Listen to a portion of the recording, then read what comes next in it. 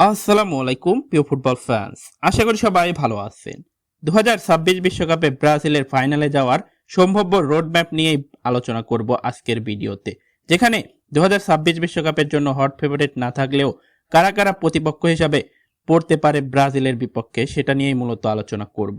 Brazil রয়েছে C গ্রুপে, অর্থাৎ সি গ্রুপে ব্রাজিলের প্রতিপক্ষ মরক্কো, হাইতি এবং স্কটল্যান্ড। এই গ্রুপ থেকে যদি ব্রাজিল গ্রুপ চ্যাম্পিয়ন হয় তাহলে রাউন্ড অফ 32-এ ব্রাজিলের মুখোমুখি হবে, সেটা হলো এফ গ্রুপের রানার্স আপ দল। এই গ্রুপ থেকে এগিয়ে আসেন রানার্স আপ হওয়ার দৌড়ে জাপান অথবা নেদারল্যান্ডস। এই দুটি দলের একটি দলের বিপক্ষে রাউন্ড অফ 32 খেলতে হবে ব্রাজিলের। এর বাইরে রাউন্ড অফ 32-এ যদি ব্রাজিল উত্তীর্ণ হয়ে যায় তাহলে রাউন্ড অফ 16-তে ব্রাজিলের প্রতিপক্ষ হবে আরো দুটি দল, সেটা হলো নরওয়ে অথবা সেনেগাল। এই দুটি দলের মধ্যে যে কোনো একটি দলের বিপক্ষে ব্রাজিলের রাউন্ড অফ 16 খেলতে হবে, এটা 100% নিশ্চিত। যদি ব্রাজিল এই রাউন্ডও পার করে আসতে পারে তাহলে কোয়ার্টার ফাইনালে ব্রাজিলের বড় বাধা হতে পারে থমাস টুকেলের ইংল্যান্ড অথবা লুকা মদ্রিচের ক্রোয়েশিয়া হতে পারে ব্রাজিলের জন্য বড় বাধা।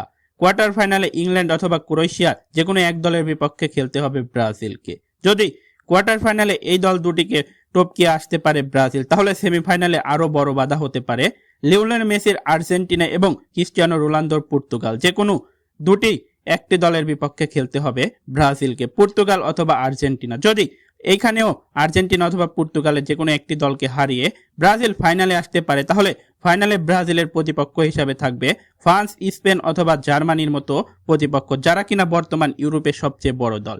এই এত বড় বাধা পেরিয়ে ব্রাজিল কি শেষ পর্যন্ত 2026 বিশ্বকাপ নিতে পারবে কার্লো আনচেলত্তির মাস্টার মাইন্ডে? আপনাদের কি মনে হয় নেইমার জুনিয়র, ভিনিসিয়াসদের নিয়ে 2026 বিশ্বকাপে এই বাধা অতিক্রম করে ব্রাজিলকে বিশ্বকাপ নিয়ে আসতে পারবে?